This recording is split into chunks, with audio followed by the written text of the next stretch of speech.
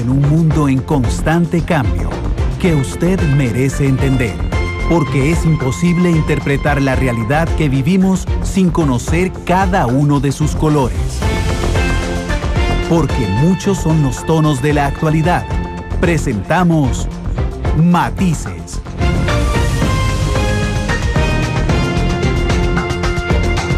Una producción de Noticias Monumental.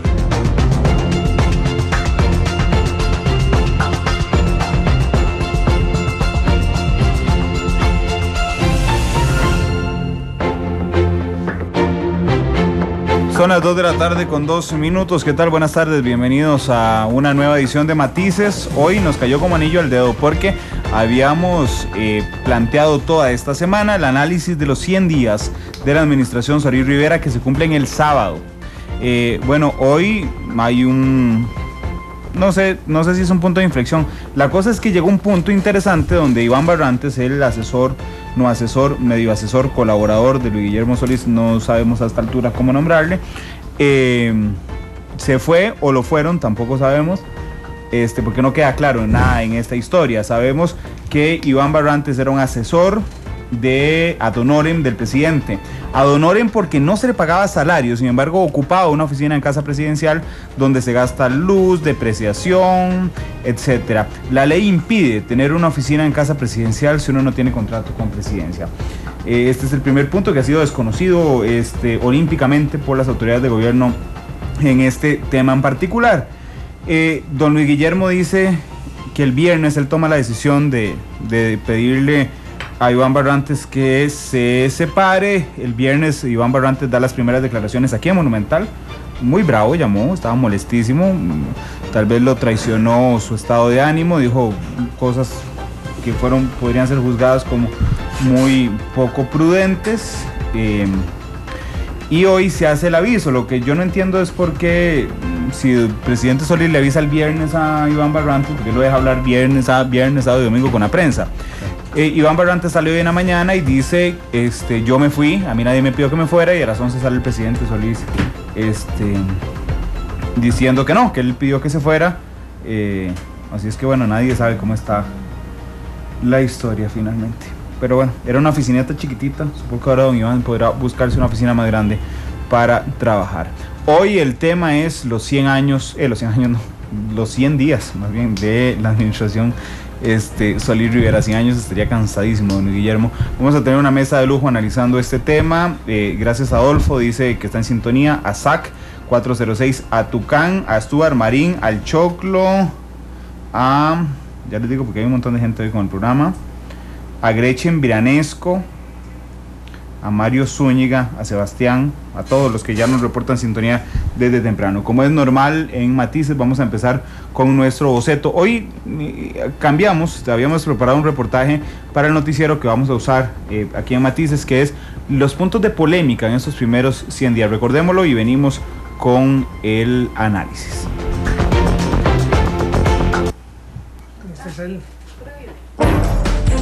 Las grandes obras inician con un borrador. Para elaborar el tema de hoy, este es nuestro boceto. Cortar los arbustos de Casa Presidencial. Esa fue la primera decisión de Luis Guillermo Solís como presidente de la República. Se trató de un acto simbólico que revelaría lo que el mandatario catalogó como la Casa de Cristal, una metáfora referente a la administración que liderará por los próximos 4 años. Con sectores en contra y otros a favor, Solís afirmó que pretendía que la ciudadanía pudiera ver con libertad lo que sucedía dentro del gobierno y que por ello lo primero era visibilizar la estructura, en donde se toman decisiones cruciales para el país. Así lo comunicó Sigurd Pérez de la Comisión Técnica de Casa Presidencial. Es una orden explícita del señor presidente de la República. Él quiere que el costarricense se integre a la presidencia de la República y la presidencia de la República se integre al costarricense. Y esto ha sido una barrera para poder que el costarricense vea el edificio y se integre a la presidencia. En estos momentos, todos los costados de la presidencia van a quedar abiertos para que el costarricense pueda integrarse a la presidencia de la República. En los 8 días posteriores, siguiendo la línea de las disposiciones nunca antes tomadas, por primera vez se ondeó la bandera de la diversidad en Casa Presidencial, por orden de Solís. La decisión se tomó en conmemoración del Día Internacional contra la Homofobia y la Transfobia en Costa Rica. El mandatario aseguró que se trató de un acto de manifestación en contra de la discriminación de la población LGTB. Lo dije muchas veces en el pasado, lo repito hoy, los derechos humanos cuando se viola a uno de ellos se violan todos, cuando se le viola a una persona se le violan a todas las personas. Hoy estamos aquí dando una manifestación en contra de la discriminación y específicamente homofobia, la lesbofobia, la transfobia. Pero yo diría que más allá de eso, es una manifestación del gobierno de la República y de un país que quiere que todos sus habitantes gocen de iguales derechos, como lo consagra nuestra Constitución. 48 horas después del acto, el mandatario estaba recibiendo la Eucaristía en la Basílica de Los Ángeles. Se trataba de una invitación que le había hecho el obispo de Cartago, José Francisco Ulloa. La iglesia de la que yo soy parte siempre ha sido una iglesia de amor, afirmó Solís durante la visita, a la cual llegó acompañado de su familia y del primer vicepresidente de la República, Helio Fallas. La iglesia de la que yo soy parte, la iglesia que nos convocó este domingo, el mensaje de esta iglesia y de su pastor y de su vicario, el Papa, ha sido siempre una iglesia de amor y por lo tanto entiendo el mensaje de Monseñor en ese espíritu de amor, de paz y de reconciliación que siempre ha sido el mensaje de la iglesia. De forma paralela, el nombramiento de uno de los miembros de su gabinete era motivo de cuestionamiento. ¿Es constitucional que un obispo luterano ejerza el cargo de ministro de la presidencia? La Sala Cuarta comenzó a estudiar el nombramiento. En tanto, Jiménez aseguró que tiene una disposición total para servir al actual gobierno. Yo le dije, nos dijo, usted quiere que siga colaborando, veremos en su momento cuando eso acontezca, en dónde quiere que le siga colaborando. Lo que quiero decir con esto es que mi disposición es total de servir a este gobierno, eso es lo que quiero reafirmar. O sea, me tocó la posibilidad de hacerlo como ministro de la presidencia, perfecto, pero tampoco lo había conseguido.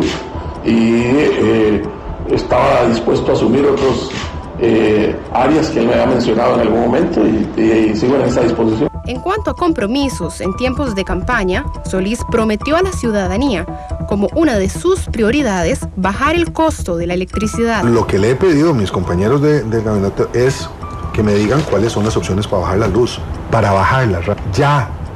Cuando digo ya es pronto, quiero que se baje la luz, punto. Si hay que quitar impuestos, quiero saber cuánto nos cuesta eso. Si hay que generar más privadamente, ¿cómo se haría eso? Si hay que vender energía a Centroamérica, pero que me comprueben que eso baja la luz. Sin embargo, el discurso cambió.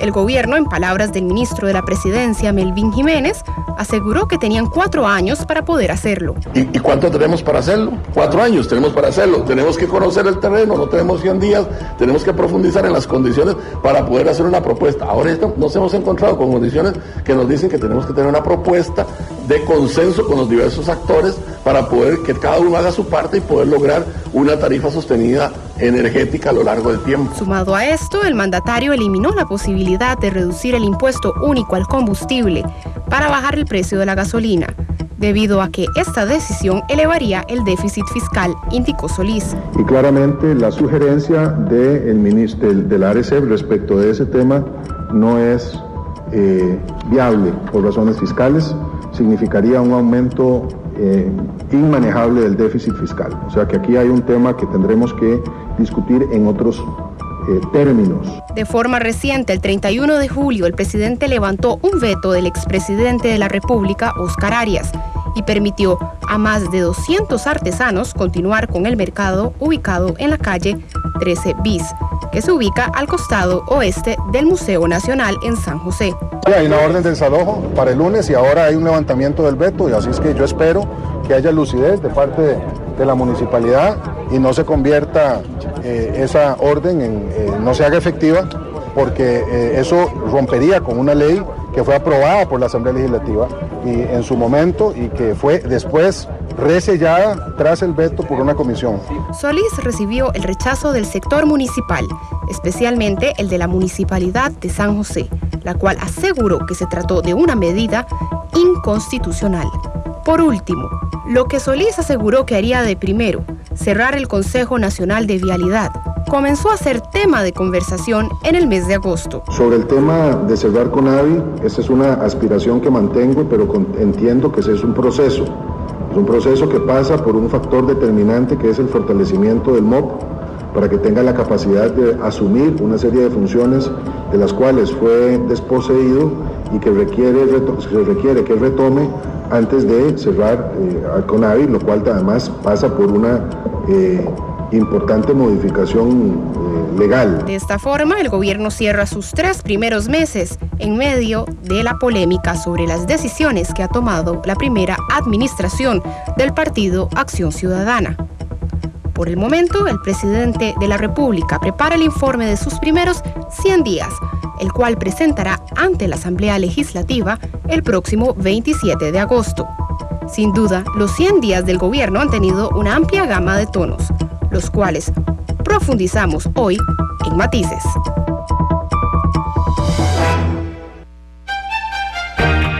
Diferentes colores. Diferentes visiones. Blancos y negros. Son las 12 de la tarde con 13 minutos. Aquí escuchábamos este resumen de las contradicciones, o lo que se han precisamente calificado como contradicciones de la administración Solís Rivera, porque Andrés Gimo nos dice: el resumen de los 100 días de Monumental está paupérrimo, ni un solo win del gobierno. Es un sesgo, lo que acabamos de escuchar. Es que no era un resumen de los 100 días, eran el resumen de las contradicciones, Andrés. Y por eso hoy tenemos un destacado grupo de analistas aquí sentados en la cabina de Monumental y en Washington también, para que nos ayuden con su opinión de cómo han sido estos primeros 100 días del presidente Solís. Primero tengo conmigo a Argentina Artavia, analista política de Noticias Monumental. Argentina, ¿qué tal? Muy buenas tardes. Buenas tardes, Randall, compañeros, colegas de la mesa, y también muy buenas tardes a todos los que a todos los que tienen el placer, nosotros, de poder contar con su compañía. Y vamos a ver qué cosas positivas y negativas vamos a traer de este análisis el día de hoy. Bueno, y quiero agradecerle también al analista político, diplomático, historiador, don Vladimir de la Cruz, que está con nosotros aquí en la cabina de Matices, en Noticias Monumental, en Radio Monumental. Don Vladimir, ¿qué tal? Buenas tardes. Muy buenas tardes, Randall, a sus queridos radioyentes, Argentina, Sergio, y a Juan Carlos, que se integra también desde el extranjero a compartir opiniones sobre estos días. Gracias, quiero agradecerle. A mi derecha está don Sergio Araya, analista político de Konrad Adenauer y de Noticias Monumental. Sergio, ¿qué tal? Buenas tardes. Buenas tardes, Randall, Argentina, Vladimir, a las amigas y amigos que gentilmente nos escuchan. Va a ser un espacio bonito para dialogar sobre exactamente lo que decía el cibernauta, no solamente los aspectos que se le podrían achacar de controversiales, sino también las cosas positivas que ha ido gestándose en estos casi 100 días de administración. Así es, y quiero saludar en Washington al analista político del Instituto Cato en Washington, Juan Carlos Hidalgo. Juan Carlos, ¿qué tal? Muy buenas tardes. Buenas tardes, muchas gracias por la invitación y un saludo a todos los radioescuchas y a quienes están ahí en la mesa, los colegas que están en la mesa con los que vamos a analizar este tema. Gracias, don Juan Carlos, por regalarnos tiempo también para analizar este tema. La pregunta inicial, antes invitarlos, nos pueden oír 93.5 FM en vivo, www.monumental.co.cr, y nos pueden observar esta noche a las 8:30 a través de Canal 2, la imagen de la radio. Empecemos por lo general. Argentina, ¿qué te parecen los primeros 100 días de la administración Solís Rivera? Tenemos que hacer una diferencia entre lo que son 100 días de gobierno y lo que es el mensaje que el señor presidente va a exponer en la Asamblea Legislativa, que es su informe de estado de situación. Me parece que si lo percibimos como ciudadanos en estos primeros 100 días, hay temas puntuales en los que ha sido muy concreto, pero hay otros que, partiendo del punto de vista de un partido político que llegó al gobierno con temas muy claros, muy contundentes, creo que queda debiendo en coherencia, en consistencia y en contundencia también, en el sentido de hacer coincidir las percepciones de la ciudadanía, la intención de voto de ese 6 de abril y lo que han sido sus respuestas, a veces un poco desacertadas, a veces a destiempo, que han salido de Zapote y que de alguna u otra manera tampoco han cumplido con esas expectativas muy altas, hay que decirlo de esa manera, de una ciudadanía que se volcó el 6 de abril para votar por el Partido Acción Ciudadana. Tenemos claro, porque muchas veces lo hemos dicho desde esta mesa y desde estos micrófonos, en distintos momentos que hemos participado, que las expectativas eran muy elevadas y que era prácticamente imposible ver o notar cambios inmediatos, cambios expeditos. Pero una cosa es ver las transformaciones que este país necesita de manera ágil, oportuna y puntual, y otra que las respuestas que debieran producirse desde Zapote lleguen a destiempo. Y bueno, creo que vamos a tener el espacio esta tarde para conversar de algunos de esos desaciertos que se han generado desde Zapote. Bueno, decía el presidente Solís, no es lo mismo verla venir que bailar con ella. De alguna forma, Sergio, ¿el presidente se la imaginó diferente antes de bailar con ella? Bueno, esa es una muy buena pregunta. Yo imaginaría, conociendo a don Guillermo y a las personas que le rodeaban, que deberían de haber tenido una imagen bastante más cercana a la realidad de cómo iba a ser el país que le iba a corresponder encarar. Y de hecho, por eso ellos hablaban en su programa de gobierno de plan rescate. Uno rescata lo que está mal, lo que está en peligro, lo que está en riesgo, no rescata lo que está bien. Ergo, si se utilizan términos de esa magnitud, es porque se parte del supuesto de que la gente sabe que la situación es complicada. Rescata un lote encharrialado. Además, él lo planteó en varias oportunidades. No una cancha de golf. Exactamente. Ahora bien, tal vez la magnitud de la problemática en detalle no la conocía, y eso es tal vez lo que se puede atribuir a esa expresión, de que si bien sabía que había un país complejo, había un país con problemas, se encontró dificultades, pero yo insisto, creo que más que las dificultades propias de la agenda nacional, que reitero, creo que todas y todos con mayor o menor conocimiento tenemos una impresión de cuáles son, me parece que lo que tal vez le ha sorprendido un poco, y ahí puede ser, ahí sí falta de un conocimiento más profundo de cómo funciona la cosa pública, es de la cantidad, digamos, de normas, de instituciones que hoy existen en el país y que hacen, por ejemplo, que el ejercicio de la presidencia sea muy distinto a lo que fue 30 o 40 años atrás, cuando se hablaba inclusive de la posibilidad de un ejercicio de presidencia imperial.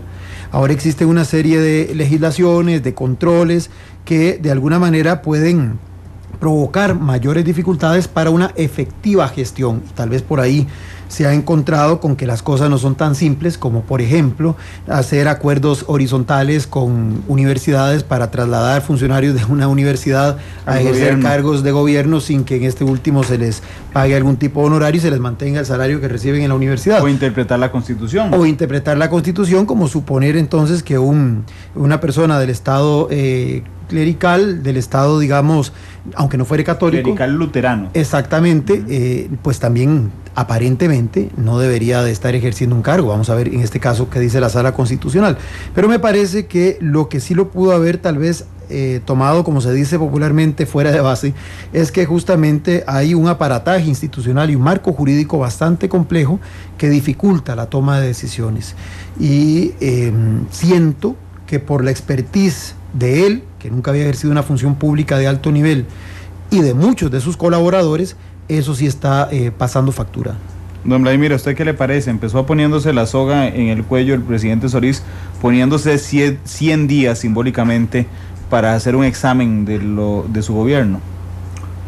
No, me parece que, digamos, ya se ha establecido en el país una rutina de poner ese marco de los 100 días que no corresponde a nuestra realidad política histórica, pero que pretende, digamos, que en esos 100 días el presidente marque un rumbo de lo que va a ser su gestión. En esta ocasión el presidente más bien ha señalado como propósito de los 100 días establecer una especie de diagnóstico sobre la cual encuentra el país. Y solo ese dato es más complejo que entregar el informe presidencial el próximo 1 de mayo del 2015, vamos a decirlo de esta manera. En el 2015, el presidente, el 1 de mayo, está obligado por Constitución a entregar un informe de lo que ha hecho en su primer año de gobierno. cada 1 de mayo se entrega un informe de 1 año de gestión. Pero en estos 100 días, donde apenas está entrando al gobierno, quiere evaluar prácticamente 8 años de administraciones figueristas que heredó. Es decir, ese es un enredo político que no se lo monta nadie. Figueristas. De ahí, Laura Chinchilla y Oscar Arias. Dije figueristas por decir liberacionistas en el sentido histórico del Partido Liberación Nacional.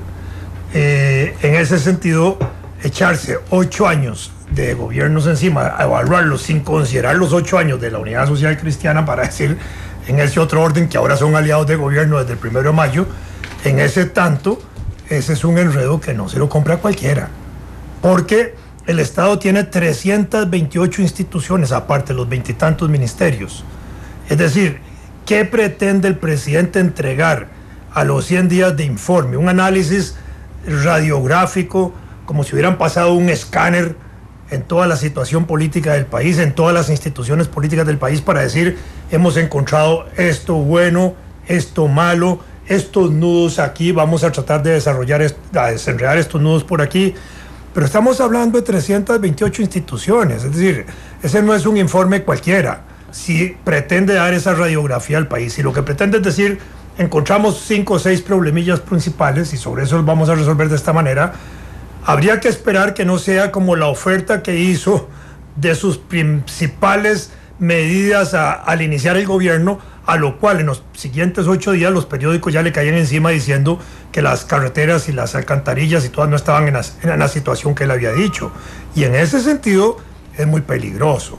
Yo creo que el presidente no va a meter la mano durante sus 4 años, pero está metiendo la pata, como dice el pueblo, gravemente en estos primeros 100 días, en muchos detalles. No solo el ministro de la presidencia, que ya debía haber renunciado y haberlo nombrado él, si quiere, como jefe de despacho, como jefe, su secretario personal, ahí siempre como un Rasputín hablándole al oído, ¿verdad? Si quería eso, el caso de Iván Barrantes, que incluso Iván se da el lujo de desautorizarlo públicamente. Cuando el presidente dice, yo le pedí que se fuera, el otro le dice, usted no me pidió nada, yo me fui.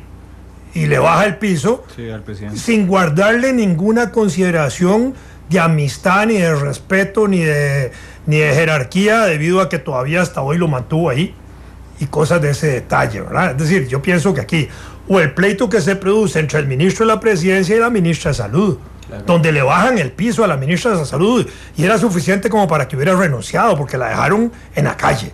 Es decir, yo pienso que se están dando contradicciones ahí importantes que no debieran aflorar de esta manera. El caso de los vetos, el veto que está ahí, que choca con la Constitución, que es un enredo jurídico. Es decir, donde, ¿para qué meterse el presidente a este tipo de situaciones? Es decir, tampoco, como usted bien recordaba, la frase del propio presidente al inicio, antes de iniciar su gestión, decir que él interpretaba la Constitución. No, la Constitución aquí jurídicamente solo la interpreta la Sala Cuarta, y la Asamblea Legislativa, si tuviera que hacer un acto de interpretación auténtica de la ley, y en ese caso de la Constitución, en la sesión especial donde analizan aspectos de constitucionalidad, que me parece a mí que podrían hacerlo. Pero si no, el presidente no puede estar toreando ahí a la Sala Cuarta. Yo pienso que aquí son errores graves, sin contar una gran cantidad de otras menudencias que ahora podemos conversarlas con mucho gusto. Claro, son las 4:25 en Washington. Ahí está Juan Carlos Hidalgo. Juan Carlos, ¿concordás vos con Argentina, Sergio y don Vladimir en el sentido, y lo decía don Vladimir ahora, el presidente no meterá la mano, ha metido la pata en estos primeros 100 días, Juan Carlos? Muy de acuerdo con todos los comentarios hasta el momento. Efectivamente, tenemos que tener en cuenta 3 cosas. Uno, de que este plazo de los 100 días es un plazo bastante arbitrario, que efectivamente se viene poniendo los gobiernos este plazo, que se viene hablando de este plazo en cada gobierno de hace bastante tiempo.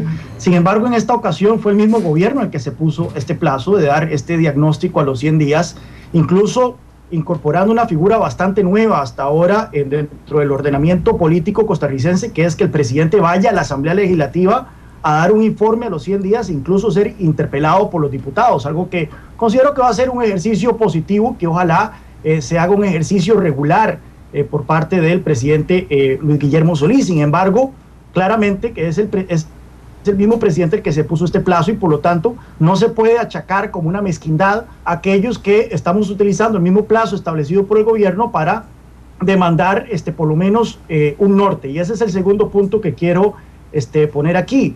Claramente no se le puede pedir al gobierno milagros en los primeros 100 días de gobierno, ni siquiera se le pueden pedir resultados muy concretos. Sin embargo, sí se le puede pedir al gobierno un norte, y eso es lo que ha carecido esta administración Solís en estos 100 días.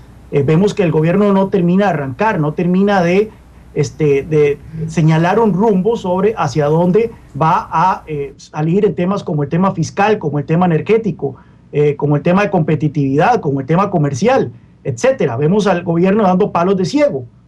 Ahora bien, eso me lleva al tercer punto. Y el tercer punto es que efectivamente un gobierno de un partido que por primera vez llega al poder es de esperarse de que cometa muchas novatadas en sus primeros días y en sus primeros meses en el gobierno, especialmente gente que nunca ha servido en la función pública. Sin embargo, también estamos viendo de que cuando uno se presenta para candidato a presidente y un partido aspira al poder, se supone que ese partido ya ha realizado un diagnóstico de la situación del país, ya sabe más o menos qué es lo que va a ofrecer al electorado en caso de llegar al poder. Y vemos que el Partido de Acción Ciudadana, a pesar de que contaba con un plan de gobierno, no termina de arrancar. El presidente en el tema energético, por ejemplo, anuncia la creación de una comisión de notables, una comisión de personas especializadas para que dentro de 18 meses brinden un diagnóstico sobre cómo bajar el precio de la electricidad en Costa Rica. Cuando el mismo presidente, cuando el mismo Luis Guillermo Solís, como candidato en diciembre pasado, decía que el país ya no podía esperar un día más para bajar los precios de la electricidad.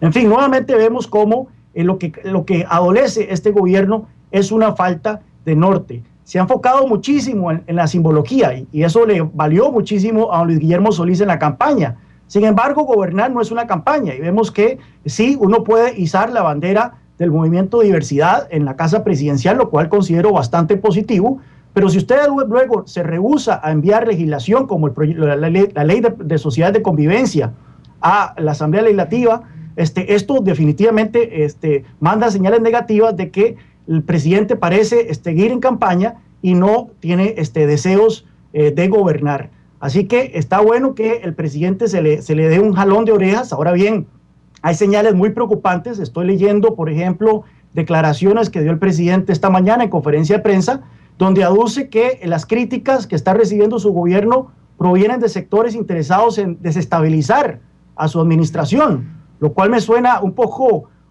de teoría de conspiración, ¿verdad? Apenas estamos en los 100 días y ya el presidente parece estar adoptando una posición a lo Nicolás Maduro, de que hay grupos allá afuera interesados en desestabilizar su gobierno. Yo creo que el presidente debería aterrizar un poco, escuchar estas críticas, no tomarlas para mal, sí, porque él mismo dijo en su discurso inaugural de que le llamaran la atención cuando sentía la gente de que él estaba perdiendo su norte. Y estas críticas tienen la intención de reencauzar su gobierno para que haga un buen papel y nos beneficie a todos los costarricenses.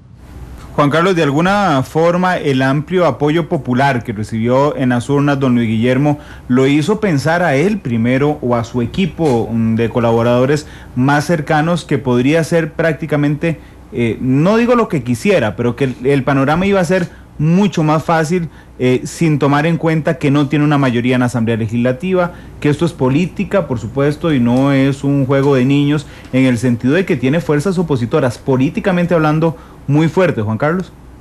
Es difícil saber la manera en que el presidente interpretó su mandato electoral. Ciertamente 1,3 millones de votos fue algo inédito en la historia costarricense y fue un fuerte espaldarazo para el presidente Solís. Uno ve, por lo menos en redes sociales, que es lo que a mí me toca desde la distancia, ver cómo muchos de los seguidores del presidente tomaron efectivamente estos 1.3 millones de votos como un cheque en blanco, básicamente, para que el presidente hiciera y deshiciera. No puedo decir que esta sea la misma actitud del presidente Solís. Sin embargo, más bien si algo se le puede achacar a este momento al presidente Solís es su falta de indecisión, su falta de delinear un norte hacia dónde va a dirigir su administración. Sin embargo, efectivamente, eso es un tema que creo yo que el presidente y la administración deben de tener muy en claro, de que este 1.3 millones de votos, si bien es cierto mucha gente apoyó al presidente Solís, también era en gran medida un rechazo al Partido de Liberación Nacional y no puede interpretarse como un cheque en blanco para que este gobierno haga y deshiciera como le diera la gana. Juan Carlos, son las 4:32 en Washington. No sé si tenés más minutos para quedarte con nosotros un rato más. Tengo toda la tarde. Gracias, Juan Carlos. Argentina, quería referirte a lo que nos decía Juan Carlos. Sí, hay un par de elementos que Juan Carlos señala que es importante reconocer acá. Uno es el tema del espacio para la presentación de esto que es un informe. Al inicio de mi intervención yo hacía el señalamiento de que una cosa es la percepción que la ciudadanía pueda tener de esos 100 primeros días de gobierno y otra el acto formal que el presidente quiere realizar con respecto a esos 100 días. Lo usual o lo tradicional en este país había sido que normalmente fueran los medios de comunicación los que se encargaran, claro, ya sea a través de sus espacios, de sus diferentes espacios en prensa, escrita o en televisión, invitando a algunos expertos a analizar el asunto.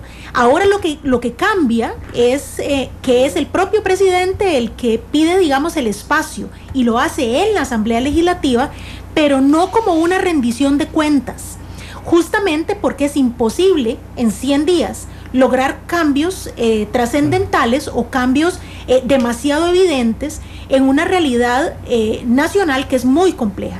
O sea, la institucionalidad de este país es compleja, no solamente en términos de la legalidad, ¿verdad?, de ese marco normativo que regula la acción del Estado, sino también porque es evidente, sobre todo después de esta última campaña política, que la realidad política nacional varió no solamente en cuanto a lo que es la participación de la ciudadanía, sino también a la exigencia que se le hace a quienes llama al servicio público. Entonces, ¿por qué el lema de Acción Ciudadana cala profundamente en la ciudadanía costarricense? Bueno, porque está asociada a temas que son fundamentales, que requieren atención inmediata. Uno, la capacidad de tomar decisiones. Dos, el tema de ya no más, de poner un freno a la corrupción.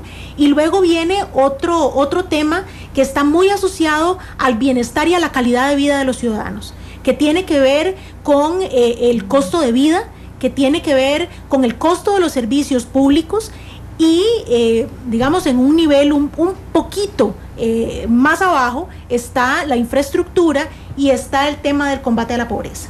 Entonces, cuando hay temas puntuales en lo que el Partido Acción Ciudadana desplegó su discurso en campaña política y que los ciudadanos perciban en este momento, a 100 días de iniciada su gestión, que no hay respuestas concretas a esos temas puntuales, entonces la gente empieza a considerar que hay algo que no está funcionando bien, que hay algo que el gobierno está debiendo. Y si lo contemplamos sobre todo desde el punto de vista, insisto, de la percepción de la ciudadanía, porque bueno, si hacemos un análisis no a 100 días, sino quizás un poquito más, unos 6 meses, para ver cuáles son esas variables y esos indicadores, hablando en términos más concretos, de cuáles son esas acciones, esas decisiones tomadas con temas específicos, probablemente podamos darle contenido más científico, más que se pueda permitir más el análisis. Pero de aquí a lo que se ve, a lo que la gente percibe, a lo que la gente comenta todos los días en el bus, en los carros, en las casas, dentro de las familias o el grupo de amigos o compañeros de trabajo, es que no hay decisiones que se tomen de manera, pues no digamos inmediata, porque siempre hay que pensar, hay que racionalizar el tema de analizar un tema para saber si hay que tomar A o B decisión. No se le pide que sean respuestas en el cortísimo plazo, no se le pide que sean respuestas inmediatas, pero no que diga después el presidente, por ejemplo, porque ya ha funcionado eso por lo menos en 3 oportunidades, que diga es que me presionaron las redes sociales y tuve que tomar una decisión. Vaya, se le encargó la presidencia de la República porque de alguna manera se percibió en él la capacidad de tomar decisiones sin necesariamente venir de influencias o presiones. No estoy diciendo con esto tampoco que un presidente no deba escuchar a su pueblo, que un presidente no esté abierto a escuchar las distintas opiniones de la sociedad. Pero esos son elementos para el análisis, esos son elementos que tiene que valorar, que considerar, pero no decir que por esa razón es que toma A o B decisiones, porque eso entonces es peligroso. Sí, porque de hecho en comunicación política, con el perdón de doña Yanina del Vecchio, la percepción es lo que se vuelve realidad. O sea, finalmente lo que piensa la gente es lo que se vuelve realidad. Claro. Ahora bien, yo hago dos valoraciones. En una, yo no podría ser asesora de honor del presidente porque trabajo en empresa privada, pero yo no, por lo menos, aunque Juan Carlos diga que a él le parece bien y ojalá sea una práctica frecuente, yo no lo dejaría ir a la asamblea a los 100 días con una asamblea que mayoritariamente es en contra, a abrir el debate y permitir que le pregunten lo que sea, que es, Sergio, lo que va a hacer. Finalmente. Sí, yo creo que, bueno, este tema es un tema más que se suma a eso que decía Juan Carlos hace un rato, de que el presidente tiene que entender que ya no se está en campaña y que se está gobernando, que ya la figura fundamental no es solamente él, que fue la figura que generó esa empatía para que el 6 de abril, y recordemos eso muy importante, el 6 de abril, más de 1.300.000 personas votaran por él. Porque si hubiera sido el partido y lo que representaba el partido y él dentro del partido, él hubiera ganado en primera ronda. Pero en primera ronda él apenas sacó el 30% de los votos. Ciertamente sorprendiendo contra todas las proyecciones, pero apenas sacó 600.000 y algo de votos.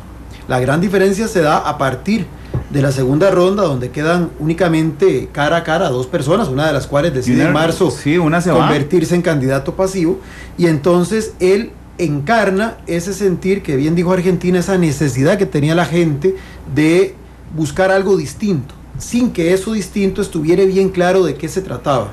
Creo que lo único en lo que todos coincidían era en la necesidad de que se detuviera lo que había, por las razones que fueren, bien fundadas, mal fundadas.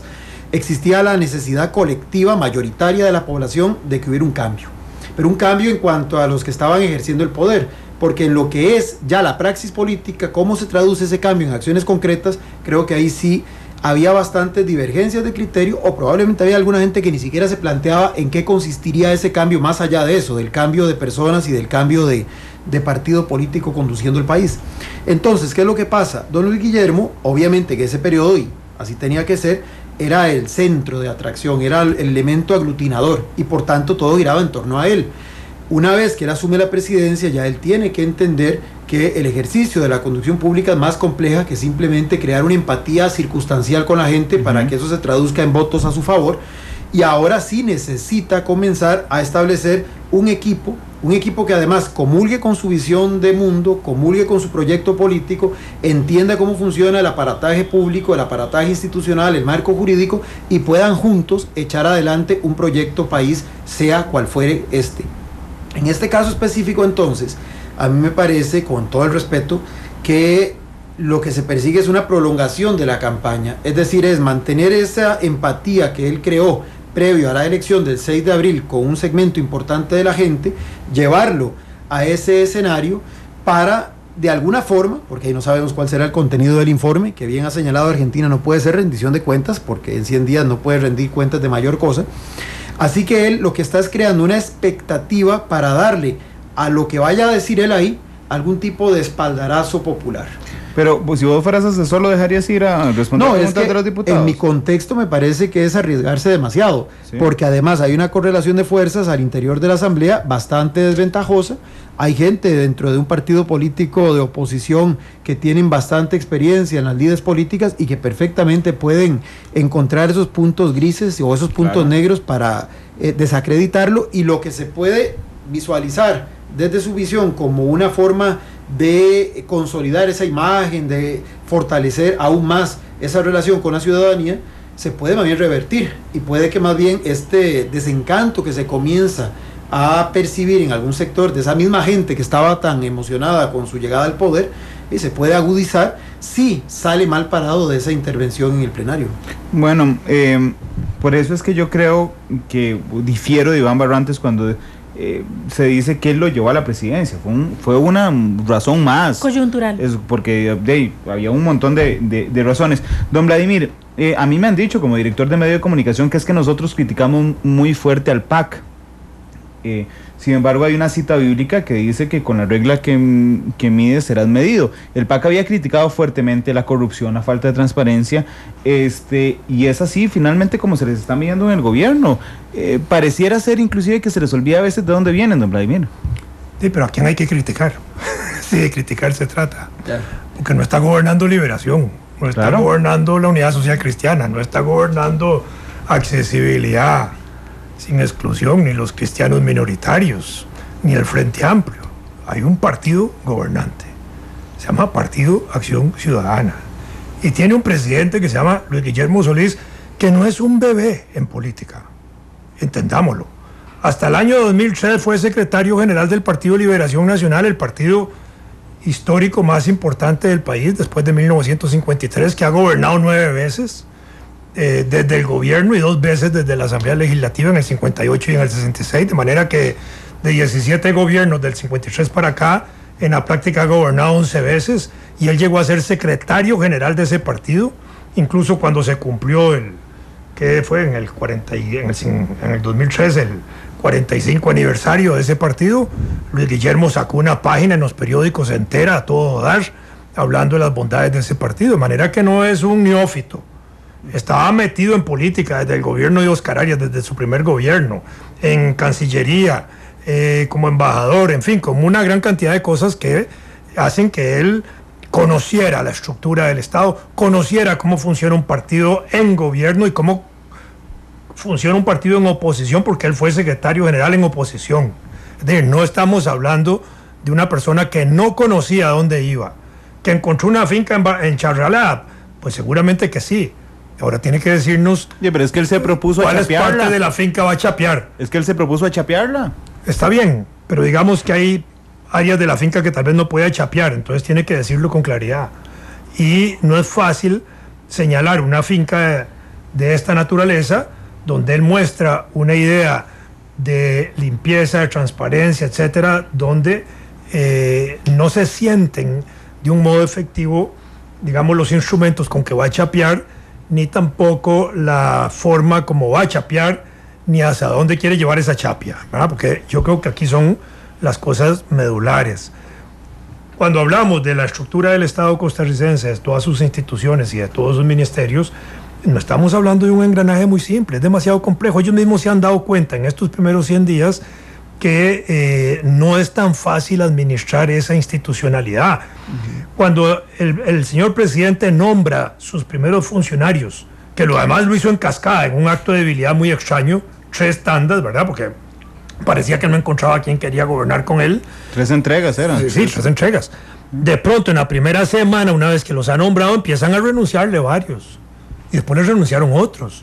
Entonces, por razones personales, al final podían ser salariales, podían ser porque encontraban que el engranaje institucional era muy complejo y no era fácil entrarle, y ellos no iban a poder entrarle. Entonces, esto, digamos, hay que tenerlo claro. Tiene encima la camisa de fuerza del presupuesto nacional, que no lo diseñó él. El presupuesto nacional del 2014 lo hizo Laura Chinchilla para planes de gobierno de Laura Chinchilla, que durante este año la administración Solís Rivera tiene que administrar, ejecutar, gestionar y hacer que esa plata se emplee correctamente. Él está gobernando todavía, está dándole proyección al gobierno de Laura Chinchilla. Eso hay que entenderlo. Por eso uno no le puede exigir en algunos planes de gobierno al gobierno mucha cosa concreta, pero sí rumbo de dónde quiere llevar este país. El caso de este mes de sesiones extraordinarias, donde el gobierno tiene la iniciativa de ley, ¿cuáles proyectos de ley verdaderamente siente uno que están marcando directrices, que están marcando rumbo, que están marcando y señalando que hay un timonel de la patria al frente? No se siente. Los de las iglesias. ¿Cuál de las iglesias? El que quiere igualar los beneficios a todas las iglesias. Bueno, es una metida de pata de él en el sentido político, en el buen sentido político, porque se echa encima a la Iglesia Católica, que tiene el 82% de la feligresía nacional y que ya desde 1998, esto lo puedo decir con conocimiento de causa, venía protestando por el auge que empezaban a tener las otras iglesias históricas, no las sectas, históricas, en la Cancillería y en el Ministerio de Justicia, en esa comisión de iglesias que hay, donde había mayoría de representación de esas otras iglesias y los católicos estaban en minoría. Y entonces a la hora de tomar decisiones sentían que los aplastaban cuando la Constitución protegía a los católicos y además son mayoría nacional. Y en ese sentido se ha desproporcionado el gobierno, si se tratara de proporciones. Yo pienso que aquí eso tiene que ir así. Cuando el presidente se empeña en mantener a Melvin Jiménez como ministro, sabiendo que choca con la Constitución y señalando que la Constitución solo afecta a los católicos, hizo que la Iglesia Católica ya se pronunciara hace pocos días sobre el sentido de que esa es una norma que afecta a todos. Y la Iglesia se igualó. Están de acuerdo en que no haya ministros católicos, pero tampoco que haya ministros de otras religiones. ¿Para qué buscar ese enfrentamiento? Y con las municipalidades se enfrentó. Además, y no solo eso, con un montón de detalles que públicamente están aflorando en pequeñas cosas que desgastan la imagen del presidente en la toma de decisiones, en algo que es importante, es decir, en sentir que el presidente gobierna, que el presidente manda, que lo que tenemos es una persona que sabe tomar decisiones, malas o buenas, que puede consultarlas o no, pero que no es el grupo social o la red social la que le impone una decisión que también puede ser mala o buena. Correcto. ¿Qué es lo que se le pide a un líder? Que tenga la capacidad de tomar la decisión aun cuando la gente no lo entienda, aun cuando ese grupo que lo rodea tenga sus reticencias. Es tener la capacidad de, después de escuchar, porque eso es lo que además se espera en un régimen democrático, que escuche las opiniones diversas, muchas veces contradictorias, y que tenga la capacidad de decidir de manera informada y de manera contundente, sin ser déspota, sin ser tirano y sin tampoco tratar de imponer su decisión. Ojo, porque insisto, eso no es lo que se le está pidiendo al presidente. Cuando el 6 de abril se le otorga el mandato, que además no tiene dudas, ¿verdad?, en cuanto a la contundencia de cuál era el encargo que se le estaba haciendo, es que no cometiera errores como las administraciones pasadas. No estamos hablando de la anterior, incluso otras además, porque hubo ejercicios, ¿verdad?, de estar extrayendo esos elementos de administraciones de hace muchos años atrás, y se le dijo, no puede hacer esto, no puede hacer esto, no puede hacer lo otro, y se espera que, ¿verdad?, o la ciudadanía espera que sea claro, sea transparente, y además él mismo lo dijo en su mensaje de toma de posesión. Vamos a actuar con transparencia, vamos a escuchar a la gente, vamos a saber cuál es el sentir de las personas en temas álgidos, en temas puntuales, y el gobierno de la República va a responder de esa manera. Pero lo que se le está criticando, creo que en este momento, que además, como bien lo señaló Juan Carlos, es un tema que él mismo ha dado pie, que él mismo lo dijo el 8 de mayo, si me equivoco, corríjanme, si me pierdo, búsquenme. Bueno, le estamos diciendo, señor presidente, se ha equivocado. Hay algunos elementos que han demostrado equivocaciones, errores de humanos. Tampoco no le estamos pidiendo que sea alguien impoluto, alguien que no tenga capacidad ni siquiera de tropezar. No, se le reconoce esa capacidad, pero que además tenga la certeza de una decisión que se toma a tiempo, y que también se le dijo con mucha claridad, no crea que esto es un cheque en blanco. La ciudadanía va a estar pendiente, porque cuando hace un momento señalé la realidad política de este país ha cambiado, es porque la gente, redes sociales o no, ¿verdad? Yo creo que no hay que darle tampoco demasiado peso a las redes sociales. Es mi percepción particular, son un elemento importante, sí, pero no las únicas para ser tomadas en cuenta. Tiene que saber administrar esos recursos que le pueden permitir tomar decisiones adecuadas, y creo que eso es en este momento puntual lo que le ha faltado Estamos claros en que no le podemos exigir más de lo que puede estar en capacidad de dar, pero yo creo que él y su equipo tienen muchísima capacidad que demostrar y no lo han hecho de la manera clara y contundente que la gente quería, que la gente necesitaba. El pleito con Arecet. Deme un segundo para integrar a Juan Carlos en la discusión y no dejarlo de lado allá en Washington. Supongo que está poniendo mucha atención porque está muy entretenida esta discusión, Juan Carlos. Existe la percepción en redes sociales, que es donde nos están comentando muy calientemente hasta ahora, de que don Luis Guillermo quiere quedarle bien a todo mundo, Juan Carlos. Sí, pareciera que él todavía cree que estamos en campaña, y eso creo que eso es como un consenso dentro de la mesa de invitados, donde efectivamente el presidente realiza muchas acciones tendientes a generar aplausos fáciles y que no son acompañadas por actos contundentes en materia legislativa o en materia de política pública. Por ejemplo, la corta de arbustos en casa presidencial, pero luego que viene a ser empañado por este incidente con el asesor de comunicación Iván Barrantes. Él corta los arbustos diciendo que esto es para crear una casa de cristal, para denotar la transparencia del nuevo gobierno, y luego este episodio tan turbio con Iván Barrantes viene a decir completamente eso. Iza la bandera del movimiento Diversidad para darle visibilidad a un grupo de la población que históricamente ha sido discriminado, lo cual me parece muy positivo, pero a la hora de convocar proyectos de ley dice que los proyectos de ley de sociedades de convivencia no son prioritarios, al igual que lo hacía la anterior presidenta. En fin, vemos que con lo que hace con la mano lo borra con el codo, y que el presidente está más interesado en el aplauso fácil, y por algo se le ha denominado el gobierno selfie, que en la sustancia. Ahora bien, nuevamente, son apenas 100 días. Yo creo que aquí lo que tenemos que tener claro es de que las críticas que se le están haciendo al gobierno son críticas, al menos las que yo veo que se han hecho hoy, el día de hoy. No puedo decir que son todas así, son críticas bien intencionadas, es críticas de gente que quiere llamarle la atención al presidente y pedirle que se ponga serio en materia de gobernar. No son críticas para cerruchar el piso, para hacer chota de la administración. Hace poco, como mencioné anteriormente, el presidente en la mañana dijo de que él siente de que hay sectores interesados en desestabilizar a su gobierno, lo cual él no debería tomar estas observaciones de tal manera. La gente quiere que él haga un buen papel. Él llegó a casa presidencial con un mandato electoral importante, y un mandato electoral de gente que quería un cambio.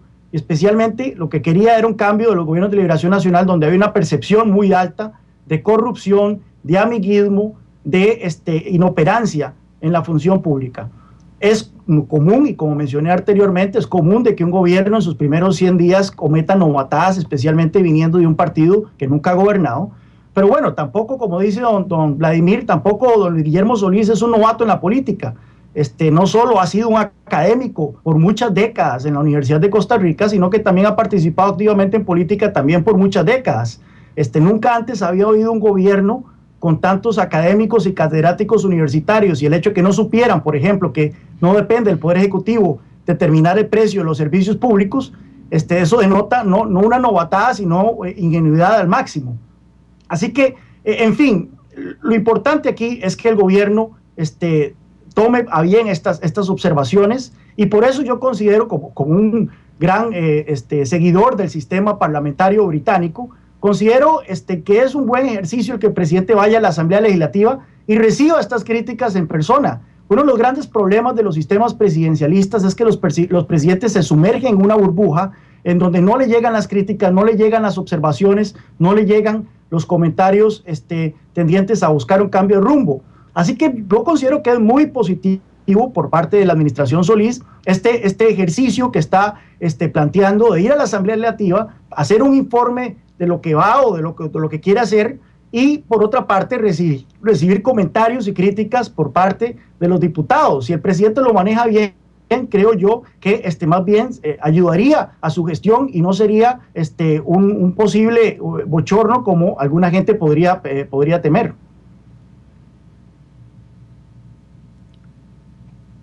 en Costa Rica, 4:56 en Washington, donde está Juan Carlos Hidalgo acompañándonos también. Vamos a la pausa y regresamos con... quiero hacer una pregunta clave. Qué bueno, de hecho, qué bueno no, qué cambio le han notado a la forma antes de gobernar que a la nueva de Luis Guillermo Solís, si es que hay una nueva forma. Les doy chance para pensar. 2:56. Vamos a la pausa, regresamos con Matices. Analizamos los tonos de la actualidad. Exploramos sus contrastes. Matices.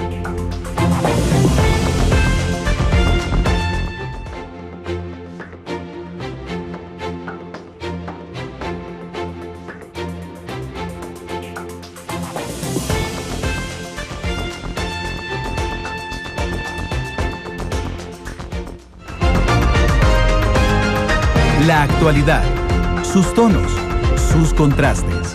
Esto es Matices.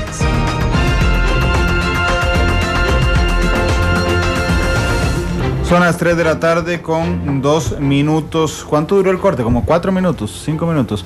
Porque les preguntaba antes de ir al corte que qué cambio, qué elemento positivo, un elemento positivo, y 5 minutos duró, que sobresaliera en esos 100 días. Señora Artavia. Lo positivo que veo yo es... Voy.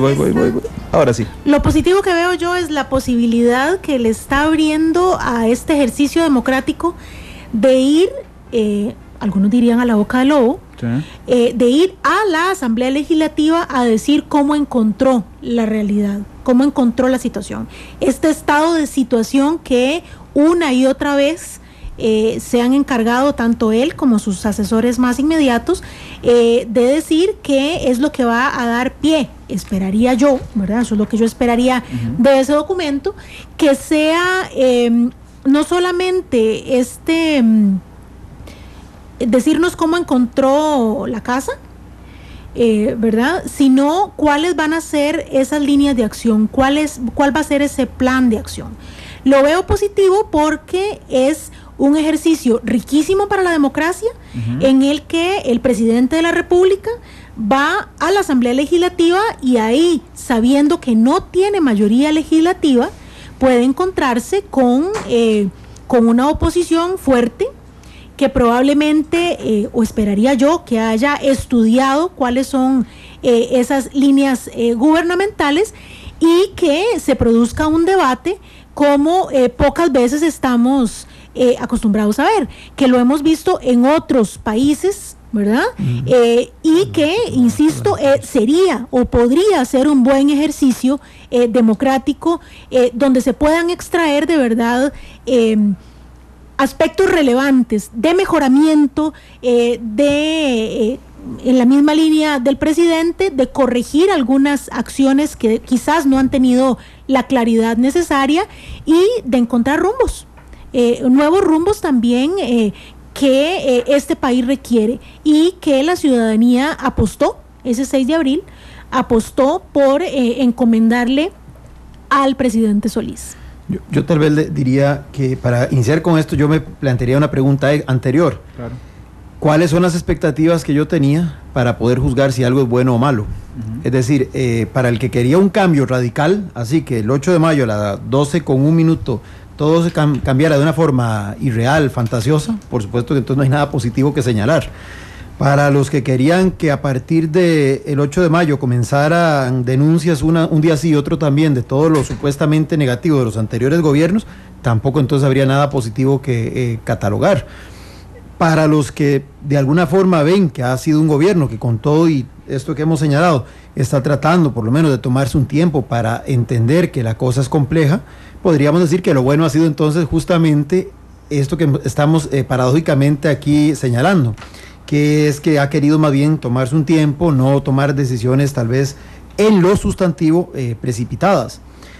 Para los que les gustaría, digamos, decisiones de un norte fijo, de cuál es el signo PAC más allá del combate a la corrupción y la transparencia, pues entonces uno diría que no hay nada distinto a lo anterior y por tanto no hay nada bueno que resaltar. Eso depende mucho entonces desde qué ángulo yo vea el asunto. Usted le pregunta a los sindicatos y ellos van a decir que lo maravilloso fue que aumentó los salarios en porcentajes muy cercanos a la propuesta sindical y no a la propuesta empresarial, por ejemplo. Esa es una diferencia con los anteriores gobiernos. El final de la huelga de los profesores, que le agarró tarde, muy tarde, pero bueno, la terminó, y los aumentos. Claro, pero pero usted le pregunta entonces a su vez a los empresarios sobre ese mismo tema, no lo van a ver como un aspecto positivo. Yo lo que pienso es que este gobierno, y Juan Carlos hace un rato lo decía también, lo que le ha faltado, y para complementar lo que dijo Argentina de las características del liderazgo, es que el liderazgo, además de todo lo que ya atinadamente Argentina dijo, requiere un elemento importante y es saber hacia dónde es que se quieren encauzar las cosas, o hacia dónde usted quiere ejercer ese liderazgo. Y me parece que este gobierno ha carecido de eso todavía. Ojalá en ese informe de estado de la situación que le va a rendir a las y los diputados diga ya cuál va a ser el norte en los grandes temas. Porque si usted ve, por ejemplo, este periodo de sesiones extraordinarias que introducía aquí don Vladimir, usted ve la lista de expedientes, es entendible que todos los expedientes presentados sean expedientes heredados. Digamos, era muy difícil que en 3 meses hubiera una batería de proyectos de ley nuevos. Ni uno. No hay uno solo, pero adicionalmente... No, pero ni uno. Claro, pero inclusive a veces tampoco es tan bueno que haya proyectos de ley nuevos si son ocurrencias. Digamos que estaba bien que se hiciera esta recopilación de expedientes. Inclusive el armaje que tuvo al principio la agenda fue aparentemente inteligente, o sea, quitar algunos proyectos que podían generar algún tipo de tensión con algunos sectores en la Asamblea, que podían paralizar toda la dinámica del mes de sesiones extraordinarias. Pero cuando usted ya va viendo la cantidad de expedientes... Decía Juan Carlos hace un rato que quería complacer a todo el mundo. Bueno, este listado de expedientes, eso es lo que refleja. O sea, parece como que le preguntó a cada fracción qué era lo que querían y lo introdujo ahí como una especie de gran popurrí de proyectos de ley. Ahora, eso tampoco es el problema. El problema es que de todo ese popurrí de proyectos de ley no están aquellos que son en los que el presidente, en los que el gobierno pone su sello. Es decir, yo puedo decir, metí 70 proyectos para ver cuál de todos aprueban, que fue lo que dijo el ministro de la Presidencia, en un ejercicio de ingenuidad bastante grande. Pero independientemente de eso se puede disculpar. Pero lo importante es que dijera, bueno, de esos 70 proyectos, ojalá se aprueben todos, ojalá se apruebe alguno, pero yo quisiera que por lo menos este sean los que se aprueben en este momento o queden bien encaminados, porque son los que de alguna forma recogen lo que son los grandes derroteros que en estos temas esta administración tiene para los próximos 4 años. Eso, por ejemplo, no se ha notado. Además de que al no dominar la técnica parlamentaria, muchos de estos proyectos les metieron ahí, utilizando el reglamento legislativo, el artículo 137, entonces los mandaron a reiteración de mociones, y por eso fue que en los primeros 2 días de sesiones, en algunas comisiones, se quedó completamente limpia la mesa, porque los proyectos se fueron a recepción de mociones. Pero algunos, inclusive de los que presentaron, apenas estaban esperando resoluciones de la Sala Constitucional. Entonces ni siquiera hubo una claridad de cuáles eran los expedientes, por mucho que se intentara con ellos complacer a las distintas bancadas que finalmente armaron esta agenda. Entonces, esto, reitero, lo del fondo, lo que interesa es, y en el afán de una crítica constructiva, como bien se ha señalado acá, es que lo que al gobierno le está haciendo falta es un rumbo, fundamentalmente. Es saber hacia dónde quiere ir en temas fundamentales. En temas en los que en campaña además dijo que tenía elementos que hacían que este partido y que su potencial gobierno iban a ser distinto de cualquier otra alternativa. Por ejemplo, ¿qué va a hacer con la producción nacional, con los pequeños, con los medianos productores? ¿Qué va a hacer en temas de figuras para administrar la infraestructura o la generación de infraestructura? Él había hablado, por ejemplo, de que iba a eliminar unas instancias del MOP. Ya no las va a eliminar, las va a reestructurar en un menjurje jurídico un poco complejo de entender. Ahí sí va a desaparecer. Exactamente, pero entonces ahí es donde usted observa que lo que ha pasado, me parece a mí, es que hay un gobierno que está experimentando, pero que todo eso se podría disculpar si al menos tuviera claro cuál es el norte. Y el único aspecto en que su partido ha sido simbólicamente el referente per se del PAC durante 14 años que tiene de existencia, que es el tema de la ética y la transparencia, con detalles como el de don Iván Barrantes, lamentablemente entonces se comienza también a cuestionar, y ahí sí es una cosa complicada porque ya usted está entrándole al ADN de lo que es el partido que lo llevó al poder, y eso sí es más peligroso, más allá de que el presidente diga que hay sectores, que Juan Carlos lo ha dicho ya en 2 oportunidades, que están atentando contra él. Yo sinceramente diría que no veo cuáles pueden ser esos sectores. Los analistas, la prensa y a la larga, porque no hay ninguna claridad de cuál es su rumbo como para poder decir, claro, es que este rumbo evidentemente nos está llevando hacia, no sé, hacia la venezolanización de Costa Rica. Pero ni siquiera podría uno llegar a decir eso porque ni siquiera hay un rumbo claro como para decir si se nos está derechizando, se nos está izquierdizando, se nos está bolivarianizando, no hay nada. Entonces no sé a qué sector se está refiriendo el presidente cuando dice que hay gente que se siente afectada por el cambio. ¿Será a los empresarios? Hoy habló de los cigarrillos decomisados al contrabando. Pero es que eso se hace en todos los gobiernos. Claro, pero yo no entiendo, yo hoy en la mañana lo decía aquí en Adición, yo no entiendo qué tenía que ver, porque salió con eso en media conferencia Iván Barrantes, qué tiene que ver Iván Barrantes con cigarrillos decomisados al contrabando. Es decir, todavía el gobierno no tiene un rumbo claro como para poder decir que tiene ya enemigos, actores del poder fáctico claramente definidos, porque inclusive en algunos aspectos más bien parece estar en congruencia con los sectores empresariales. Sí. Toda la política exterior en materia comercial no ha sufrido mayores cambios con respecto a lo anterior. Incluso, Sergio, parece que a veces el enemigo está en casa, ¿verdad? Bueno, exacto, eso es un punto. Adelante, es un punto que hay que mencionar. O sea, lo irónico aquí es que ha sido el PAC el más crítico del presidente en todo el manejo de esta situación de Iván Barrantes, que es lo que da paso a las declaraciones del presidente hoy. Pero lo curioso, como dice Randall, es que lo que infiere el presidente en las declaraciones de hoy es que los sectores que están molestos con el gobierno son sectores relacionados con el contrabando de cigarrillos y con el narcotráfico, lo cual ya estamos hablando de palabras mayores, ¿verdad? Es muy temprano para que el presidente Luis Guillermo Solís asuma posiciones tan paranoicas de creer que toda crítica relacionada con él tiene que ver con mafias o con economía oscura o con intereses ocultos, ¿verdad? Y yo creo que eso no puede denotar una actitud que si continúa así va a dar de mucho que hablar y mucho que lamentar de parte de este gobierno. Don Vladimir, don Vladimir, antes, ¿cuál es lo positivo que ha visto de estos 100 días? Porque es que, vea, Argentina dijo la oportunidad de ir a la asamblea a dar el informe. Sergio dice tomarse el tiempo. Don Vladimir. Vamos a ponerlo primero en positivo, que el presidente sea Luis Guillermo. Ese es el gran logro. Porque uno puede pensar de que estando él en la presidencia de la República, con los compromisos que él adquirió públicamente en campaña, con su compromiso, digamos, de discurso en términos del ejercicio de lo que quiere ser su gestión, uno puede, digamos, depositar confianza de que el gobierno, digamos, tiene voluntad para hacer cosas, para limpiar lo que haya que limpiar de la casa, etcétera, para no tener cortinas en las vidrieras de la casa presidencial, toda esa cosa, digamos, hasta ahí le damos eso. Creo que fue un acierto la forma como manejaron la huelga de los magisterios. Sonia Marta Mora me parece que como ministra se distinguió en ese manejo. Salió fortalecida. Supo trabajar con los sindicatos y crearon un mecanismo con el cual pueden tratar de resolver el problema de esos pagos de manera definitiva. Hasta ahí, esa parte. Me parece que en materia social la negociación de salarios neutralizó a los sindicatos momentáneamente, no los hizo bajar su bandera, pero sí los neutralizó, le dio un aire de apoyo al gobierno, no enfrentó a los empresarios tan radicalmente, no hubo un pronunciamiento fuerte de los empresarios en relación a eso. Al final de cuentas estaban de acuerdo, vamos a decirlo más gráficamente, con el respaldo en dólares que tiene el país en la banca central, los miles de millones de dólares que tiene ahí, podrían haber aumentado el 20% si hubieran querido, y el gobierno lo hubiera aguantado, y el presupuesto nacional lo hubiera aguantado, y esto lo podemos discutir, pero esta es otra discusión. Eso para señalar que el 4% era ya una conquista en ese sentido.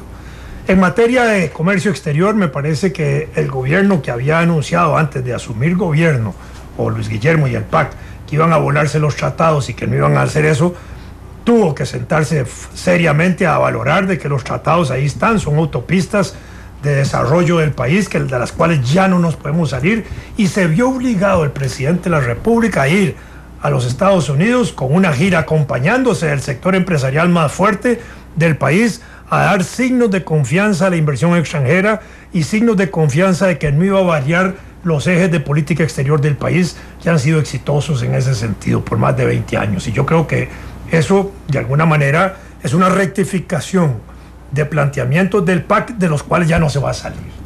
En política exterior me parece que el gobierno puede haber sido un poco flojo en la cuestión del Medio Oriente en este momento, puede haber sido más enérgico en el conflicto y no puede anunciar los embajadores, obviamente no se pueden estar anunciando porque están sujetos a los beneplácitos de los gobiernos y hasta que el gobierno les dé el apoyo o el reconocimiento para el intercambio, pues se tienen que anunciar. Ahí nadie puede estar nada más esperando a ver cuáles son los nuevos embajadores.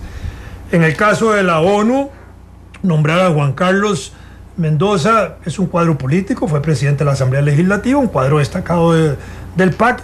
En cierta manera fue un exilio honroso para él, ¿verdad? Sacarlo de la política de una manera discreta del propio presidente de la República, de tener más influencia en la Asamblea Nacional del partido y en otras estructuras. Me parece que en la OEA nombró un joven brillante y talentoso como Pablo Barahona. Hay una diferencia entre los dos, ¿verdad? Porque Juan Carlos está en el congelador, Pablo se está formando. Por eso, y brillantemente le está dando márgenes para que pula, digamos, sus instrumentos. En La Haya me parece que cometió una torpeza el gobierno en ese sentido de traerse a los embajadores Ugar de Urbina y sustituirlos cuando pudo haber metido las otras personas que quería meter en la delegación mientras el pleito continúa, irlos entrenando y fogueando con la experiencia de estos otros dos embajadores. Me parece que ahí hubo un error táctico, ¿verdad? Así que habría que ver eso. En transportes el gobierno anunció que iba a cerrar instituciones como CONAVI y otras, al final no ha podido hacer nada de eso y más bien ha pensado en la reestructuración de eso. El anuncio que hizo de los proyectos estrella de emergencia resultaron un fiasco literalmente y sobre eso no ha habido nada. Hoy se anuncia la posibilidad de continuar la carretera norte de circunvalación, pero la ponen sujeta a la desocupación el precario que hay. ¿Por qué no arrancan ya la construcción de la carretera durante 3 o 4 kilómetros hasta llegar a la puerta de ese precario, mientras en 8 meses sacan ese precario, que es lo que está dicho, pero ir avanzando en la construcción que se vea y no estar esperando a que aquello se resuelva para avanzar con toda la obra? Pienso que hay elementos de ese tipo. Lo de AP Terminals, me parece que el gobierno ahí tiene una situación que va a empezar a ser confrontativa con ciertos sectores sociales de Limón y otros, ¿verdad?, que puede valorarse positivamente por un sector empresarial del país, por un sector de inversión extranjera, podría no valorarse positivamente por otros sectores sociales del país, de manera que en ese sentido, en el aspecto de cultura, me parece que el conjunto de las instituciones es la única que ha hecho escándalo interno propio sobre situaciones que encontró. Ningún otro escándalo que ha sucedido en estos días ha venido por gestión del gobierno, ha sido por la herencia de lo que ya más o menos se sabía y que era natural que en un gobierno PAC empezaran a florecer con más contradicción pública. Pero no ha habido hasta ahora ninguna denuncia de esa naturaleza. No están montando todavía una guillotina pública porque no han encontrado casos de corrupción de esa naturaleza. Obviamente el presidente está claro de que si encuentra casos de eso los va a cortar y los va a anunciar y los va a perseguir y los va a acusar, hasta él mismo dijo, ¿verdad? Bueno, eso es una cuestión que es lenta porque también hay que montar expedientes, hay que montar pruebas, no es un proceso sencillo y fácil, y eso hay que abonárselo en favor al gobierno, que si está montando esos casos tiene que ser una cosa sencillamente transparente. La cuestión de el trato, digamos, de los pensionados, que es un tema delicado, me parece que es peligroso en la forma como el gobierno lo ha abordado, porque es como echarle la culpa a los pensionados de todos los regímenes, que son los culpables del déficit fiscal del país, que son unos ladrones, unos pillos, unos sinvergüenzas, que todo lo mal del aspecto fiscal del país lo tienen en la espalda todos los que son pensionados, y eso me parece un error político de apreciación que no corresponde, porque si hay faltas importantes en la recaudación de impuestos, que se meta la mano ahí. Si hay fallas importantes en la recaudación de las cajas de la caja costarricense, donde el señor Mora, el cobrador de la caja, ha hecho denuncias muy importantes de miles de millones de colones y no se han resuelto, y ahí están. ¿Por qué no hacer eso? ¿Verdad? Entonces yo pienso que andar persiguiendo asalariados, pensionados, quiero decir, que no pueden hacer huelgas porque no tienen ninguna repercusión social en el país, no tiene lógica. Es decir, si hay que hacer análisis de eso, que se haga seriamente y concienzudamente, pero que no le hagan ver a la gente de que esos pensionados son los culpables de todos los males fiscales del país. Yo pienso que ahí hay un error fundamental que tarde o temprano al gobierno le va a repercutir como un boomerang. El gobierno de Luis Guillermo me parece a mí que es un gobierno que de alguna manera en la figura del presidente identificaba las clases medias del país, y esas clases medias del país no se están viendo en él en este momento, más bien están siendo de alguna vez maltratadas, golpeadas o amenazadas, mientras que las poses populistas que él está adquiriendo tampoco le van, porque él no está en ese ambiente, ni nunca ha estado en ese ambiente, ni le luce tampoco. Entonces, resolviendo los problemas de la clase media y los sectores empresariales del país, de pronto resuelve los sectores del pueblo, excluido en ese sentido, pero no al revés, haciendo políticas populistas donde no va a resolver nada más que forma, imagen, y que eso es tan frágil como que llegue otro populista con otro sentido y con otro lenguaje y con más atracción y de pronto también lo barre, o el inmediatismo de una consigna que también puede barrerlo, o el inmediatismo de una lucha social no satisfecha que puede disparar a esos sectores sociales a cualquier partido político o hacia el caos, y entonces ahí está peor la cosa. Entonces yo creo que no hay en este momento, más allá de esos matices que hemos señalado, unas cosas centrales que uno podría decir en estos 100 días, esto es lo bueno que va marcando. Hay matices, hay cositas pequeñas ahí que pueden resaltar como esos detalles que hemos visto. Me parece que pesa todavía negativamente los detalles de constitucionalidad en que el presidente choca, ¿verdad? Eso es grave, eso no está, porque lo está enfrentando al sector jurídico, al sector de abogados, al colegio de abogados, a la corte, a los magistrados, a gente que además tiene capacidad de tomar decisiones y que lo pueden perjudicar con sus decisiones. Juan Carlos, ¿a vos qué te ha dejado bueno como lectura estos primeros 100 días? Sí, bueno, las cosas positivas para tomar la pregunta que estaba sobre la mesa, creo que hay varias, no hay que ser mezquino. El hecho de que izara la bandera del movimiento de diversidad en la Casa Presidencial lo considero muy importante, a pesar de que, nuevamente, no hay que quedarse en la simbología, sino que hay que acompañar ese acto con legislación tendiente a garantizar los derechos iguales de las parejas del mismo sexo en Costa Rica. Sin embargo, bueno, vamos a intentar recuperar a Juan Carlos, ahí nada más perdimos solo sobre ese dato mientras entra Juan Carlos, para que también lo repiense. Ya entró, perdón. Es que nos quedan 2 minutos. Juan Carlos, adelante. Sí, le da visibilidad a un grupo, a un sector de la población que históricamente ha sido discriminado, y yo creo que el acto en sí, a pesar de que hasta el momento no ha sido acompañado por esa legislación de los proyectos sociales de convivencia, fue un acto positivo del gobierno. Igualmente la decisión de la Caja Costarricense del Seguro Social de reconocerle el seguro a las parejas del mismo sexo, también es un paso importante en la dirección correcta. Difiero con don Vladimir en el sentido que es importante también el tope a las pensiones de lujo que se le ha puesto, aunque hay cierta polémica. He visto que la expresidenta Chinchilla y algunos exministros de su gobierno dicen que ya este tope existía durante su administración, pero al mismo tiempo vemos que Liberación Nacional lo ha denunciado en el Congreso, así que no me queda claro si era cierto que ya existía o no existía. De todas formas, creo importante que se implemente este tope, porque hay que empezar a ponerle coto a todas estas instancias donde los gastos del gobierno superan a sus ingresos, como es el tema de las pensiones con cargo al presupuesto. Queda muchísimo de gobierno. El ejercicio de ir al Parlamento, creo yo que es un ejercicio que hay que aplaudir. Ojalá que se cree una dinámica interesante aquí, muy similar a lo que ocurre en el Parlamento británico, cuando el primer ministro va a contestar preguntas de los diputados en ese país. Y nuevamente mantener una dinámica de crítica constructiva hacia la administración, y que ojalá el presidente Luis Guillermo Solís mantenga una actitud abierta a estas críticas, mantenga una actitud receptiva a estas críticas, tal y como él la manifestó en su propio discurso de inauguración el 8 de mayo. Juan Carlos, muchas gracias por acompañarnos esta tarde desde Washington. Son las 5:25 ya en Washington, y vamos nosotros simplemente que se confirme el momento en el que el presidente Solís va a dar su informe a la Asamblea Legislativa para montar un análisis al que de una vez estás invitado. Juan Carlos, muchas gracias. Pura vida, buenas noches. Gracias. Buenas tardes aquí, buenas noches allá en Washington, Argentina, muchas gracias. Buenas Con tardes. muchísimo gusto. Muy buenas tardes. Sergio, muchas gracias. A ustedes, Randall, a los que nos han acompañado, a don Vladimir, a Argentina y por supuesto a Juan Carlos. Don Vladimir, Muchas gracias, Randall. Yo no dije que no había que discutirlo en las pensiones, que me parecía que la forma como se estaba abordando era peligrosa en términos de echarle la culpa a los pensionados, no que no hubiera que ponerle límite a las pensiones, eso es otra cosa. No, precisamente eso es lo que fortalece la democracia, ¿verdad? Claro, por supuesto. Bueno, pero el análisis ha estado riquísimo.